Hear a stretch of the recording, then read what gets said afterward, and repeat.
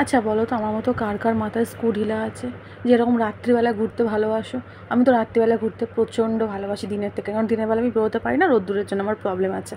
তো তারপরে ইচ্ছা হলো চা খেতে, তা বরকে জোর করে নিয়ে গেলাম, ও তো যাবে না, বেজায় বিরক্ত, না চলো। তো গিয়ে চা খাওয়ার প্ল্যানটা ক্যান্সেল করে ওখানে চলে গেলাম জুস খেতে। এই দোকানে অনেক ধরনের জুস পাওয়া যায়, যেটা হলো অ্যাক্রোপলিসের ওখানটায়। তো জুস খেলাম, ওর ক্লিপটা নিতে আমি ভুলে গেছি। তো তারপরে তেল ছিল না গাড়িতে, গাড়িতে তেল ভরতে গেলাম রুবির ওইখানটায়।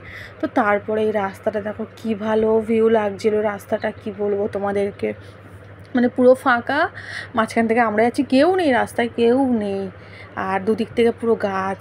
দেখো এই রাস্তাটা যেটা বলছিলাম, কি ভালো লাগছে। আমার না এরকম রাত্রিবেলা ঘুরতে আমি ভীষণ ভালোবাসি।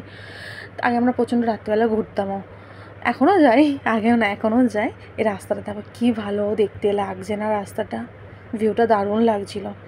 তো তারপরে ঘুরতে ঘুরতে, এটা হলো যাদবপুর সন্তোষপুর ওইখানটায়, তো এটা হলো কিশোর ভারতীর ওইখানটা। তো এইখান থেকে মনে হলো চলো একটু কিছু প্যান্ডেল ফ্যান্ডেল দেখা যাক, একটু ঘোরা যাক।